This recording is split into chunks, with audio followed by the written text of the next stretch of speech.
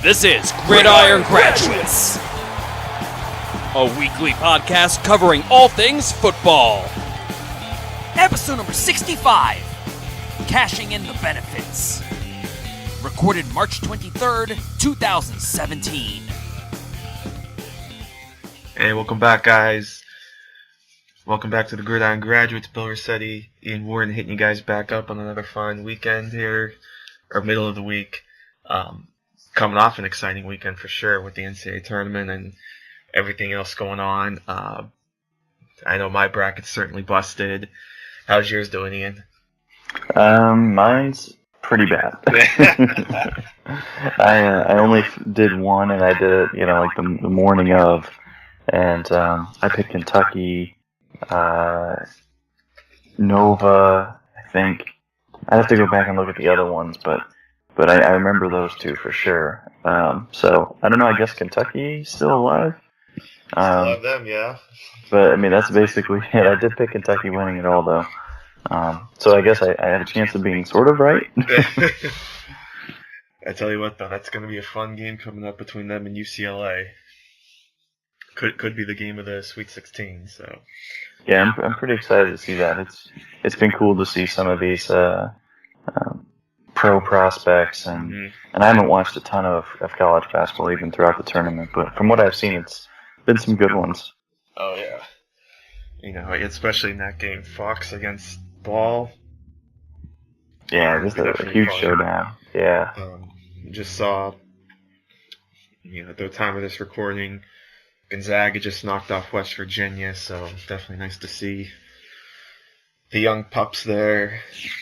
And let's face it, Gonzaga's a high mid-major, I guess we could call them. They're definitely able to hang with the big boys. So nice to see them back in the Elite Eight. And here's hoping this is finally the year that they make it to the Final Four. But of course, we've got some football to talk about. A lot of good stuff going on. For one, it sounds like the Raiders are going to be on their way to Las Vegas. Talks of votes likely going to happen next week, and it's looking pretty likely that they will approve the move. So I guess get ready to see the Las Vegas Raiders very soon. So that'll be fun to see within the next couple of years. I also like that they're looking to eliminate the whole commercial nonsense from these games, because that was always a silly point. Like, hey, let's go to commercial after a touchdown, and then okay, here's the kickoff. We'll go to a commercial again just to drag it out. So it's nice that they're finally getting rid of that. Anything else caught your eye over the last week besides that? No, not particularly on that note. But no, I did find that interesting as well. Glad that you mentioned that one. I had something I wanted to say extra about it, and then I kind of lost it. Okay. But no, I'm glad that you mentioned that. But yeah, so let's kind of jump into it. We're going to start jumping into some draft stuff here. Free agency certainly dwindling down a bit. I think a lot of the first wave certainly has gone by, and it feels like the second wave has kind of crossed by too. We're kind of into I don't want to say the bottom of the barrel, but we're definitely, the barrel is starting to empty a little bit. Yeah. So now it's really all about the draft.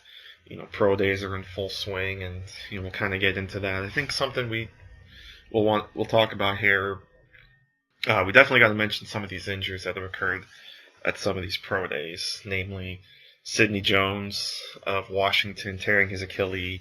So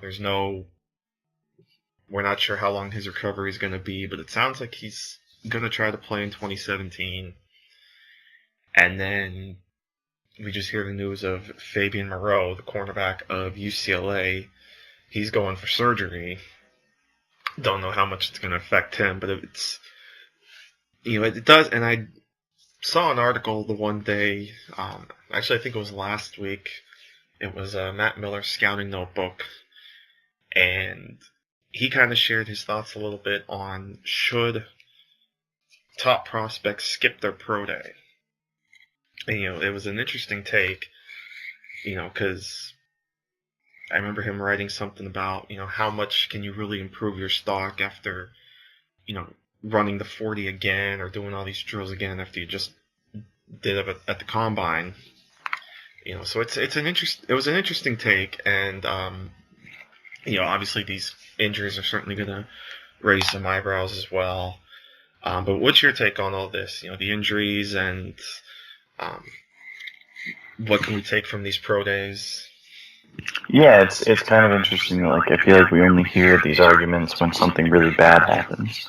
But I do think that there's merit to them. I do think that if you've competed for 2 years on the field and you go to the combine, you do at least decently, so you don't bomb it.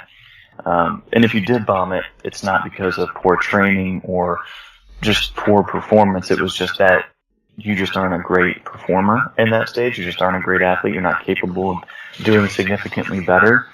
Outside of that scenario, where the scenario is, if that's a scenario and you go and you just bombed it because you weren't good, because you're not a good athlete, you just don't have much higher potential, then I don't really see, or if you did the maximum of your abilities, then I don't really see why you would do a pro day. The benefit of a pro day to me is if you've got limited tape on a guy, which maybe is because he just started late in his career, or maybe it's because injury struck and it just limited the opportunities you could compete. And then you go to the combine and either you can't compete or you just don't live up to what you're capable of. And you didn't really do decently enough. If you didn't answer those questions, so, even like a guy like, maybe say, like Dalvin Cook, he proved what he needed to on the field, but he had a really bad combine. So he would probably want to participate in his pro day, just in case, if he feels like he can significantly improve some of his numbers. And I think that he could. I think that that's very possible that he does that. But, a guy like Fabian Moreau, it's unfortunate what happened to him, but I think he made a decent decision. Like, I think it could go either way with him because he had a couple injuries throughout his collegiate career.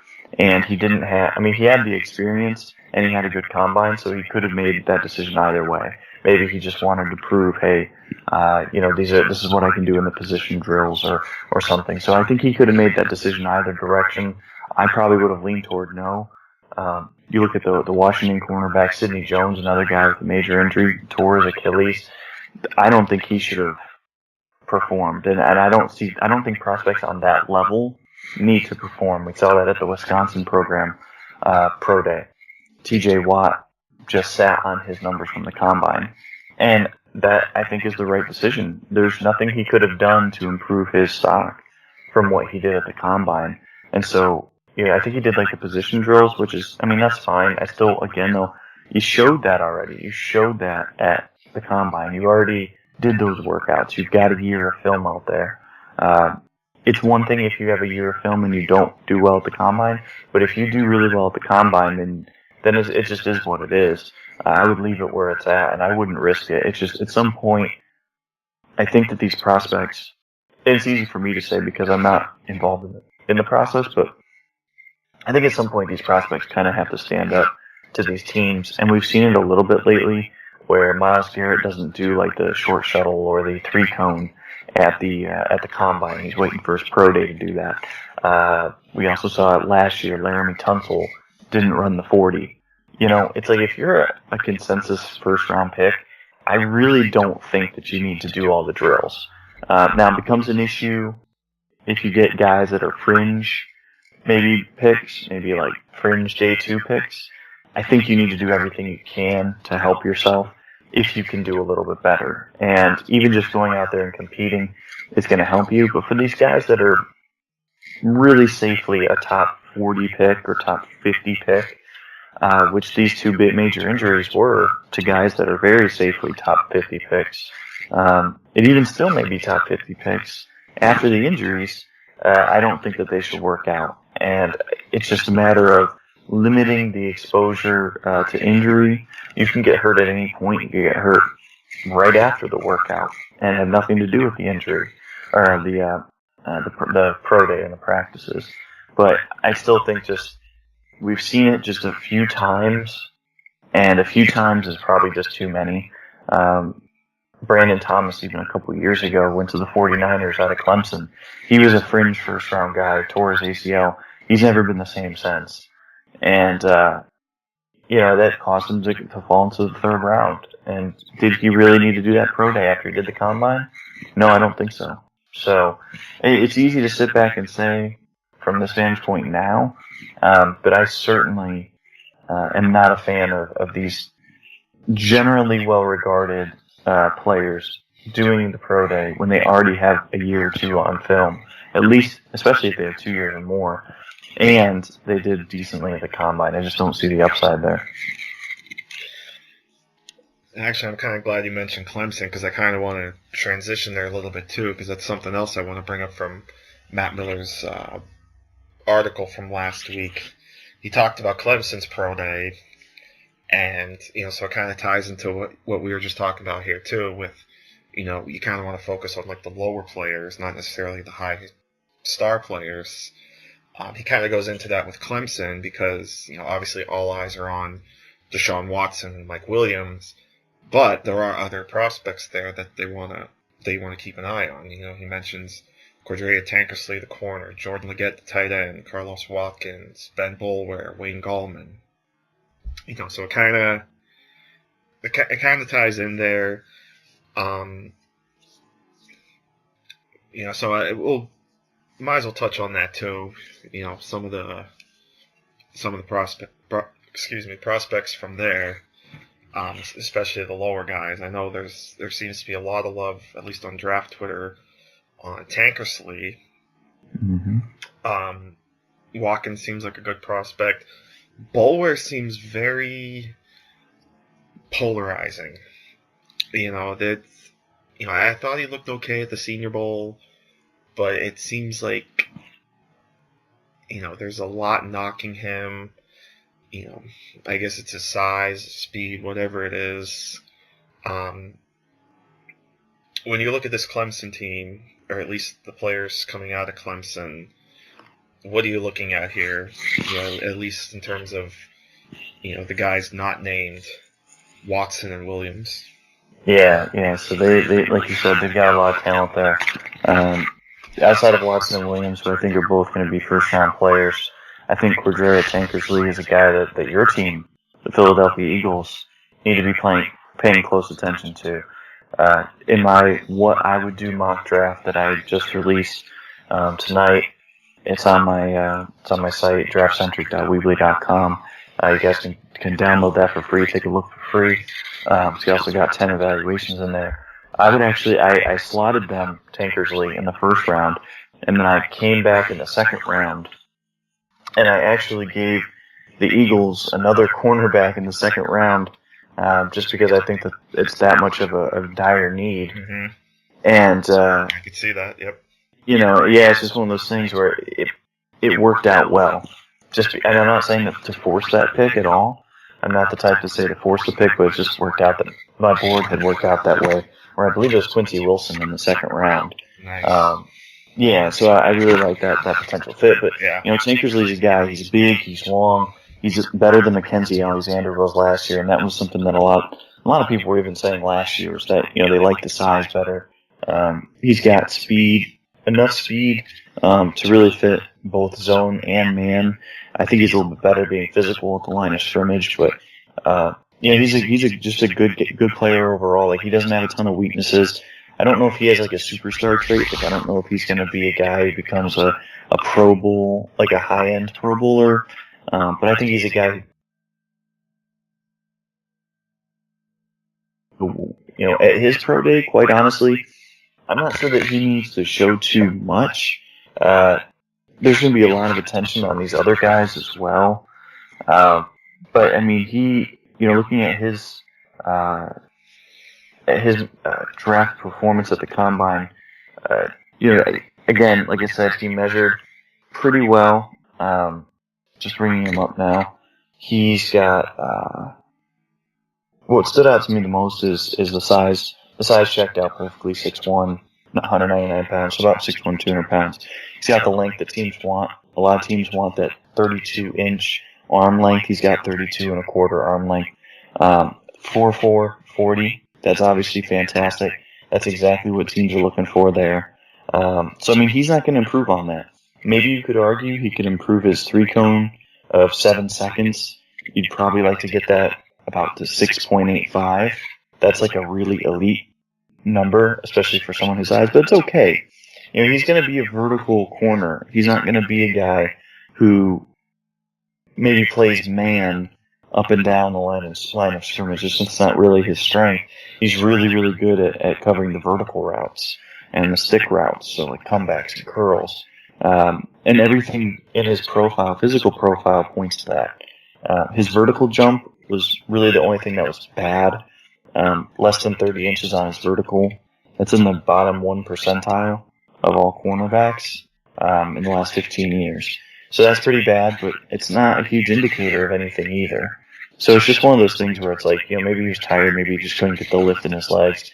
But if he can't do better, there's no reason to work out. I think maybe just do positional drills, if anything. But I think he's probably cemented as, at worst, a late first to mid-second round player. So I don't know if he's going to really be able to help his stock at all, unless if he thinks he can run like a 4.3 40, which that doesn't really fit his game. That would be really surprising to me.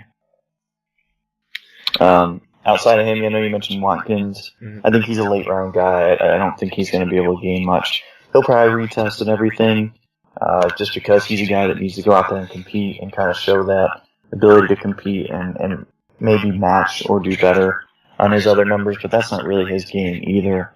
And then Ben Boulware, that's a good number to mention, or a good guy to mention, because when you look at the numbers on him statistically, he was obviously fantastic last year, and throughout his career at Clemson. I like him as a late round guy, as a backup special teamer. He's obviously a leader on any defense that he steps into, and he's a great effort player, and he's a very smart player. He's got some quickness to him as well, but he's just a very limited athlete outside of that, and he has to win really pre-snap. He's not going to be a guy who wins by making up for any type of misreads or missteps on his own part. He's not a great technical linebacker as far as working offensive linemen and beating them to their spot, and even when he doesn't beat them to their spot, he doesn't overcome that disability with kind of like great technique. He's just kind of a guy that wins with his head, and has just enough physically to do it. In the NFL, that gets exposed, and we've seen a lot of middle linebackers that happen to over the last few years. Even better athletes that's happened to. So I think he's definitely a late round guy. He should again work out, and I'm sure he will. He's just that type of character, and so I root for him, and I hope he becomes better than what I think he'll be. But I've got him as like a 6th, 7th rounder in this class. Let's kind of stick a little bit on the pro day subject, but kind of transition to the quarterbacks, because everyone certainly loves the the quarterback talk. North Carolina just had their pro day, so of course Mitchell Trubisky, Deshaun Kaiser of Notre Dame, and I know our buddy Joe Marino of Draft Dudes was actually at North Carolina's pro day.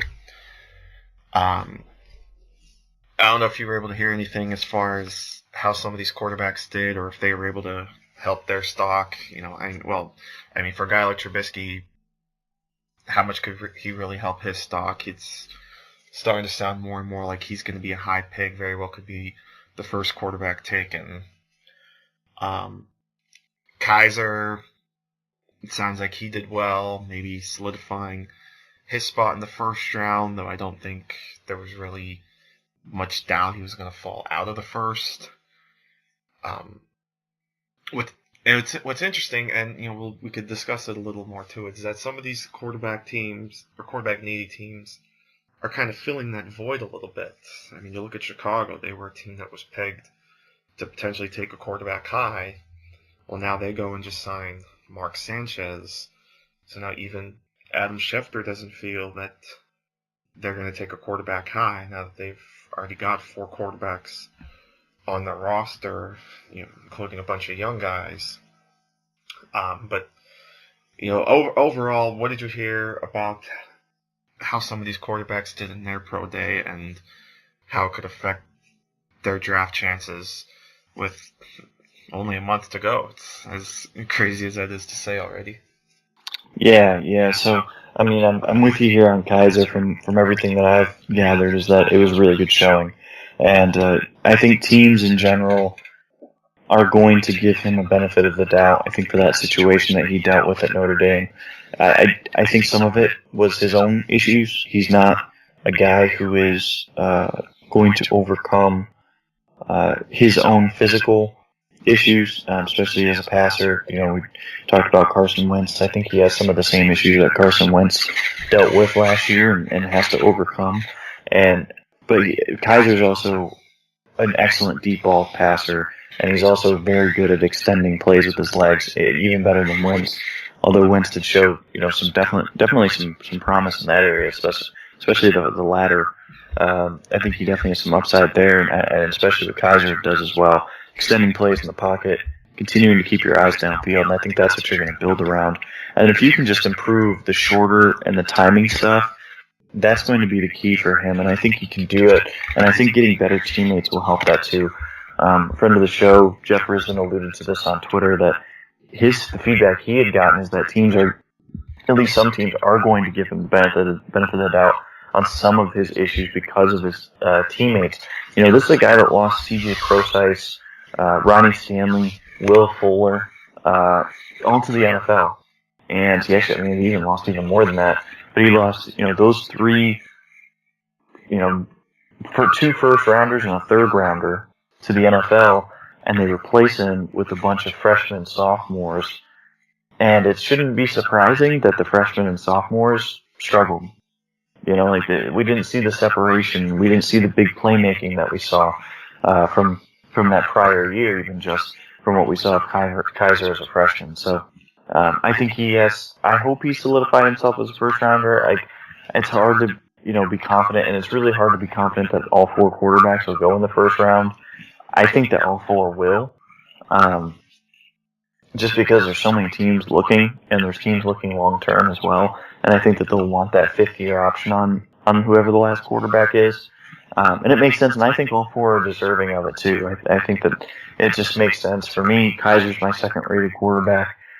You can make an argument, though, that he could be the first-rated. You could probably make an argument that he'd be the 4th-rated, depending on for which team that you're looking at. But I really like him. I would bank on him and his upside. He does things that great quarterbacks do, and it's not often that you see bad quarterbacks flash what he flashes consistently. So I'm willing to bet on that. For as far as the Mitch Trubisky pro day, I heard good things on that as well. Joe Marino from the Draft Breakdown was there, and he had very positive things to say about Trubisky. Now, Trubisky's also his quarterback 1, so I'm sure, we're all prone to a little bit of some bias confirmation there. For me, he's my quarterback 4, and so for me, I've got some major concerns as far as his upside and his mechanical ability right now. I think he's a good player, don't get me wrong, and I would take him in the first round in the right situation. I think he even makes sense for a team like Chicago or Cleveland, or even the Jets. I think he makes sense for all 3 of those teams if they really wanted to take him that high. I've got him mocked to the Washington Redskins, actually, in the first round. That's where I would take him. I think it just makes a lot of sense for them, especially the Kirk Cousins situation. But, we heard good things from him, too, and I think he'll be a guy that he could see some massive gains as a young player, especially with only 1 year of starting experience. He does have, I think 2 years of game experience, which it showed as he got older at North Carolina. His progression from the start of the season to the end of the season is fairly significant. And that's not saying he was perfect, because he wasn't. But we saw growth. We saw a guy become more comfortable in his role and become more of a playmaker. And so he's going to have a learning curve coming in the NFL, probably more than any of these other quarterbacks. But I still think that he can find the pendulum of success. Something I was just kind of thinking of, and I mean, I don't know how realistic this possibility is, but you talked about some of these quarterbacks that want the fifth-year option, and you've seen in the past a couple teams trade into the back end of the first round. You know, the first one that comes to mind is the Vikings with Teddy Bridgewater, to get that fifth-year option. How realistic is it that, say, Cleveland takes Myles Garrett number 1, and then goes at a position other than quarterback at 12, and then trades back in to the back end of the first round, since they have the first pick of the second round, move up a couple spots to the back end of round 1, and then get their quarterback to get that fifth-year option? Is that a possibility, or is it more likely they're just going to sit there and see whatever falls to them at 12, or maybe trade up if they have to, if they want to get one of those quarterbacks? Yeah, that's a good question. I think that's going to be the question of the draft for me, day one. It revolves around the Browns. I think it's more likely they take their quarterback just at 12. But it depends on who's on the board, and this is where you have to have a very good relationship with teams around the league. You've got to have good scouts who have talked to a lot of guys around the league to kind of get the temperature of the other quarterbacks that may fall to the end of the first round. Because if you're looking at this roster and you're saying, okay, they clearly need a quarterback, right? I mean, they have other needs. They have needs at safety, corner, maybe another edge rusher, but they're going to take an edge rusher number 1, so obviously that's not going to be a need. And then on offense, maybe a receiver. You can make the argument for a running back, but definitely quarterbacks. You're saying quarterback and safety are definitely the two biggest needs outside of pass rush, and you're going to get pass rush at number 1. So at 12, the question is, okay, so who's on the board?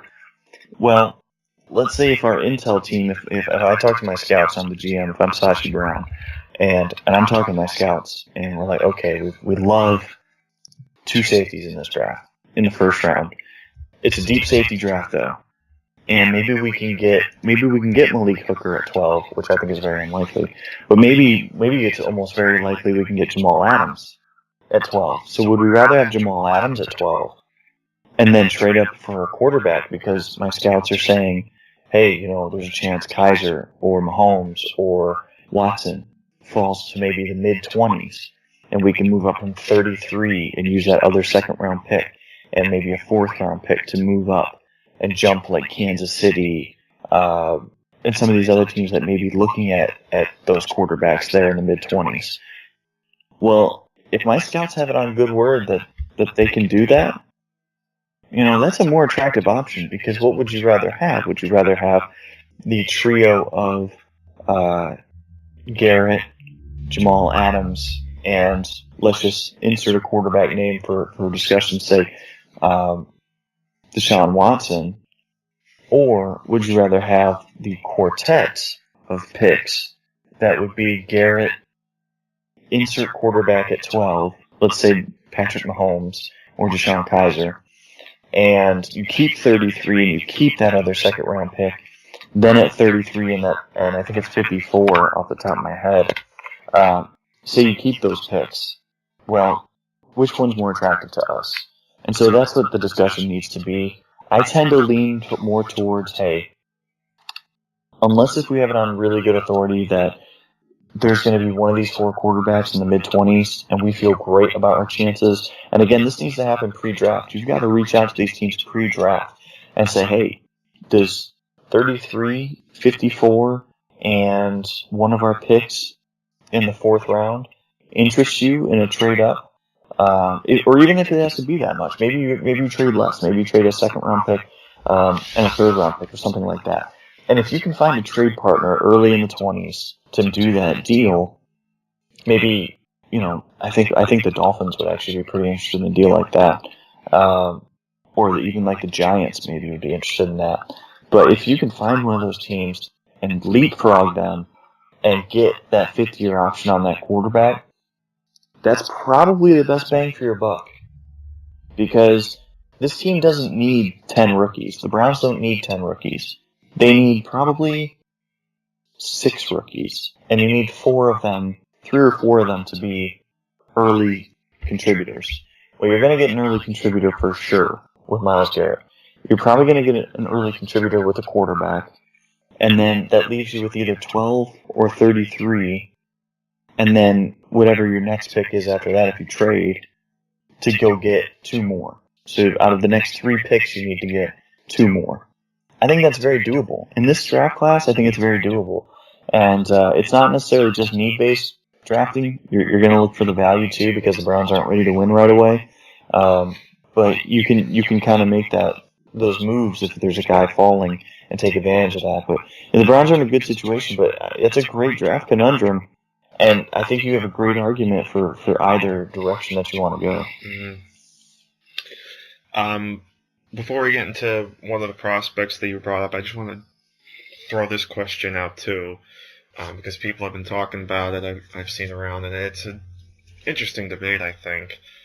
All these quarterbacks that are getting snagged up, but there's one quarterback in particular that's still sitting out on the market, and it's really fascinating to see why there hasn't been a lot of interest in him and why he hasn't signed yet, and that's Jay Cutler. Yeah. Because there was all these dot connectings. People have pegged him to the Jets, people have pegged him here, whatnot. Funnily enough, his former team, the Bears, just go and sign Mark Sanchez. So it's like, okay, so if Mike Glennon flops, here comes the Sanchez now as your quarterback. And I believe they also have David Fales and Connor Shaw on their depth chart. Yeah. But yeah, Jay Cutler is still out there sitting on the streets, and it's, like I said, it's really fascinating that his market just seems so quiet right now. No one's looking at him, especially a team like the Jets, who... There's been reports that maybe Christian Hackenberg might make some starts, which, I don't know. I mean, but this is also a Jets team that's in complete rebuild mode. I think, they really just need to build it from the ground up. So maybe it's not in their best interest right now to take Cutler. Even Colin Kaepernick's still sitting out there on the market, but I think, Cutler's a little more of the interesting subject. But, certainly Kaepernick is right there as well. Yeah. And, the Jets, again, have been kind of pegged at times to Kaepernick as well. So it'll be interesting to see, when these two, because I'm sure both of them will get signed at some point. Oh, yeah. May not be right away. May not be till training camp, but at some point I think someone's going to take a stab on these guys. Yeah, I agree with you. And I know that some people have said, well, these guys have been blackballed, and they're not getting any action because he knelt, and because Cutler for whatever reason. And I don't agree with that. I actually don't, and I think that it's smart for both of these players to kind of wait it out. And I'm a little bit surprised as well with you that Cutler hasn't gotten more interest from the Jets. He was a guy that even I had heard and linked them to that was kind of the expectation, is that he would eventually land there. And maybe he does still, by the way. I don't think that that's ruled out. They didn't pay that much money for the guys that they have. Like, they still have one of the cheapest quarterback rooms in the NFL. And now I'll say this though, they have to decide which direction they want to go. If they're going to leave Todd Bowles as a lame duck head coach, then they're going to probably keep the quarterback room the same as what it is currently. Because he's not going to win with Christian Hackenberg, Josh McCown, Bryce Petty. That's a tank roster. Yep. That's a roster that you're, like you said, you are very willfully rebuilding and in the midst of a rebuild. And that's okay if that's your choice. However, it leaves your coach in a tough position. I don't think that your coach is going to withstand that and be able to survive that type of quarterback situation. Right. So I think it's still possible that Cutler can go there, but they just have to decide. And maybe they're just waiting for the draft, too. And that's another thing that the players may be deciding. You know, teams should definitely be interested in both Cutler and Kaepernick. Cutler was coming off a major injury. He's older, and he's never been particularly consistent or that good. I'm not a big fan of his, but he's still an upgrade on some of these guys slated to start next year. Mm-hmm. And he's certainly too good. He's probably too good to be a backup. But in the right situations, I think it would make sense for him to be a backup. And I wouldn't be shocked if he ends up taking a backup deal. I'd predict that he's going to end up getting a starting job, or at least competing for a starting job. And then his talent will just help him win out as long as he's healthy. And same for Kaepernick, by the way. I think Kaepernick will get that as well, unless if he just really wants to go somewhere and be a backup, which I don't think. He deserves to be a starter. He's a top 32 NFL starter at the position. So, but I think that the quarterback depth in this class is hurting them, and I think the Tony Romo situation is actually hurting them more than anything.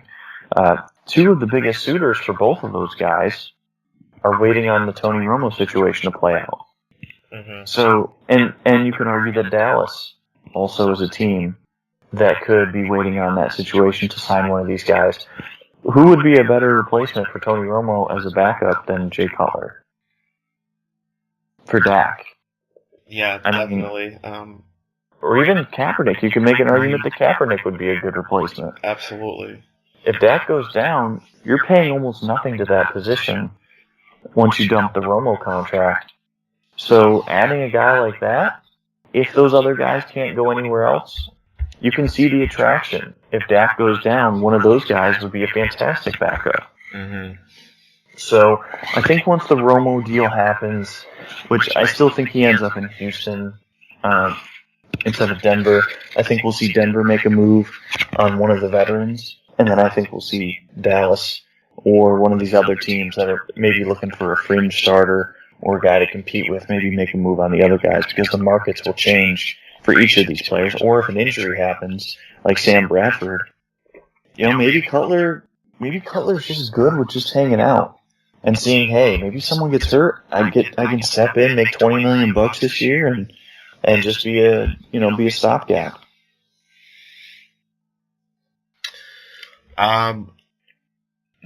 Let's move on here. I want to talk about. We discussed before we got on the air. Here comes some of the stuff we were going to talk about, and Ian mentioned Charles Harris, so I want to talk about him a little bit. The edge rusher out of Missouri, who is getting some buzz as maybe a mid-first round pick. I'm checking out his draft profile from our buddy Chris Burke, friend of the show, 6'2", 256. He was all SEC second team with Myles Garrett and Carl Lawson. It tells you right there how stacked the SEC was. Yep. A guy like Myles Garrett was second team. Yeah. Yeah, he's my number 3 edge rusher in the conference as well. He's basically right there with Carl Lawson. I'm a big fan of him though. He had a great pro day. Well, maybe not great, but he had a much improved pro day in what he participated in. So if we look at the combine performance, this was definitely a much maligned combine performance. I was expecting really good numbers, and I think that most people were as well, because you watch his tape. First half of the year, he's under one defensive line coach, and the edict is for him to be a run stopper. Read the guard and the tackle, play the run first, let those linebackers feast. He didn't do great in that role. And in fairness to him, he did okay, but you're not going to create a lot of pressure when that's your role. Unless if you're just like a monster. And he's not that type of player. And that's okay. But it's also notable to say that when they switched back to what we saw in 2015, he actually was fantastic. And you saw a great burst off the line. You saw speed. You saw the ability to bend through contact. show flexibility, upper body and lower body wise, withstand that hit and be able to keep his distance from the blocker and finish plays. And 9.5 sacks is a really good season. And I love some of his tape. Some of his tape I don't. I don't think he's a great run defender. He doesn't have a great counter move. But his initial moves and his variety of pass rush moves is as deep as anyone in this class is. And so I expected an above-average combine from him. And if he would have put up a big combine, he probably would have been a top 10 player overall on my board. That's kind of what I was hoping for with him. I was expecting good, but I was hoping for great. He gave us bad. And so that made me go back and look at the tape again. I did see some issues. And, you know, some of it is you give the guys benefit of the doubt until they give you a reason to not give them the benefit of the doubt. And that's basically what happened at the Combine. But at his pro day, he improved specifically his three-cone massively. So his three-cone time, and this matters. Edge players, it matters. You have to be a good athlete at edge, I think, to be considered, you know, a high draft pick. You can be a good player without being a great athlete, but it's uncommon, and there's only a handful that don't really apply in that situation. So his three-cone, 7.47 seconds, very below average, 14th percentile amongst all edge players in the last 15 years. Not good. Not good. Pro Day, 7.07 seconds is the unofficial time. That's much improved. I mean, that's a dramatic improvement. I said 14th percentile earlier for his combine time. Let's say 81 percentile. So he's better than 81% of all edge players in the last 15 years. And what does three-cone affect exactly? Well, you're talking about the burst off the line, and you're talking about the ability to change directions quickly and show some flexibility as well. Especially the hip flexibility, that's a big thing for edge rushers, because you've got to be able to take that contact and not lose your balance and not lose your speed throughout that contact. And so that's exactly what it helps show you. It's not 100%, but it shows you those things and shows you the capabilities. That's more of the guy that we saw, or at least that I saw on tape, and it helped confirm to me and say, okay, I'm going to keep him graded as like a high second round pick, which to me means projected quality starter. Again, I didn't see the freak athleticism to me that you need to have to be a first round player. But I'm still a big fan of his, and this is exactly the use of a pro day, where he didn't rerun his 40. His 40 was fine. 4.82, it's not great, but it's fine. On vertical jump, he actually did improve by 5.5 inches, which is great. But, you know, he didn't really improve much else, and that's okay. That's okay. He didn't have to do that, but he showed that he is basically an average athlete, and I think that's going to mean big things for him. You know, kind of like we've seen with other Missouri pass rushers. Shane Ray's been good in limited snaps. Marcus Golden, his former teammate, has been fantastic in his snaps for Arizona.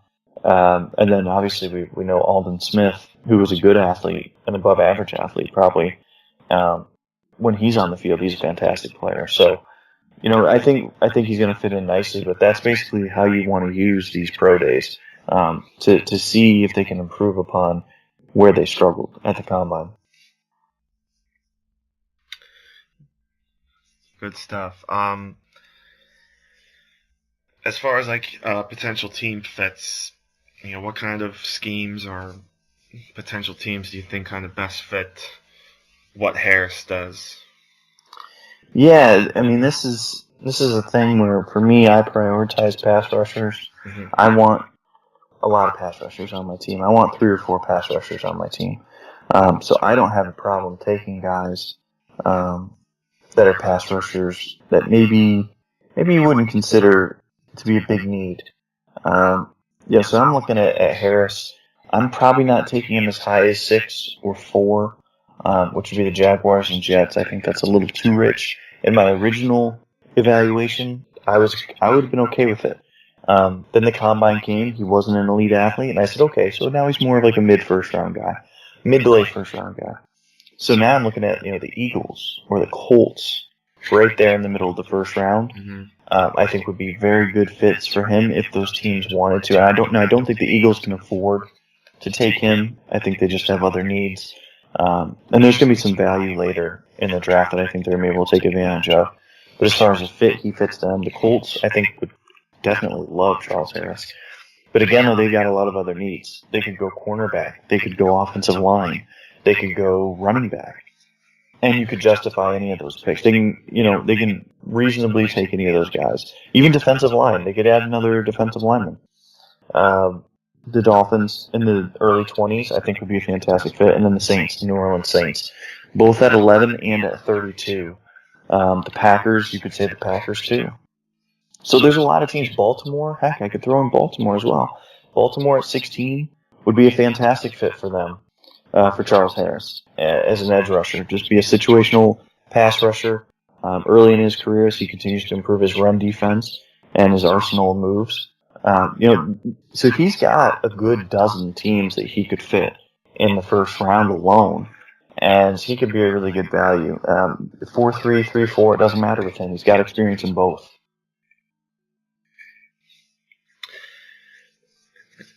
You brought up the Saints. I want to talk about them a little bit, too, because there's certainly some interesting stories surrounding them. The story that we just heard about today, apparently they have a little bit of interest in one Johnny Manziel, which would be very interesting to say the least if they would actually go after Manziel. I don't know how fluid or how much juice there is to that, but that would certainly be something if they actually went through and brought him in. Certainly they don't have much as far as backup quarterbacks behind Drew Brees, and they are going to have to start looking quarterback in the future. Now, not obviously Manziel's not that guy, but maybe as like a backup developmental guy could be interesting. But the big story, of course, with the Saints is the continued rumors and talks between them and the Patriots regarding Malcolm Butler. Of course, they've already done the trade where Brandon Cooks went to the Patriots, but they couldn't do anything with Butler because Butler hasn't signed his restricted free agent tender yet. But once he does, then I believe the only thing the Saints can give up if they sign with the offer sheet is that 11th overall pick, unless they're able to come up with some kind of trade package to maybe get him for less. But this has been quite a fascinating story, a bit of a roller coaster. Talks have been up, talks have been down. Will Butler stay? Will he go? Obviously that first round tender made things very interesting, made things a little more difficult, but maybe something happens where they come up with a deal where the Saints are willing to just give back the Patriots' original first-round pick to get him, or they come up with a couple picks. I don't know, but it's really been pretty fascinating to kind of watch the story develop. And in the end, he might not go anywhere. Butler might end up staying in New England next season and walk in free agency next season. But it's really going to be interesting to see how this story plays out. Leading up to the draft, maybe even past the draft. Yeah, it was shocking when they signed Stephon Gilmore to that big money deal. Yep. And, I'm not at all surprised that it came out shortly after that that Butler was miffed about it, because apparently, and I think this might have been Ian Rappaport that reported it, saying that, the Patriots had told him that they weren't going to pay a cornerback huge money this offseason. They weren't going to give anyone double-digit numbers, specifically him. And then they go out and do that for Gilmore. And that really sours a relationship. And Butler, I'm sure, wants to stay, but he also needs to do what's best for him, and that's getting paid. There's a guy with 2 Super Bowl rings. He's not going to be necessarily prioritized. Not saying he's not going to care about winning, but it's time to get his payday. This is an undrafted free agent. It's not like he's won a Super Bowl for the Patriots. Yeah, exactly. And so for them to repay his play by paying a different cornerback from outside the building, that's really a surprising move. And I think that it really could ruin any type of chance he comes back. Now, I'm not saying it will, but it certainly could, and understandably so. Mm-hmm. It's pretty disrespectful, to be honest. And, so looking at the Saints obviously, it makes sense why they would want him. I wouldn't give up that first-round pick, though, that they acquired from New England. As good as Butler is, I'm probably fine just using that 32nd pick or that 11 pick on a corner and paying a lot less for the guy than what you're going to pay for, again, you're giving up a first-round pick and you're paying a massive contract. Even if they give up, now if they can give up a second-round pick, maybe that makes a lot more sense.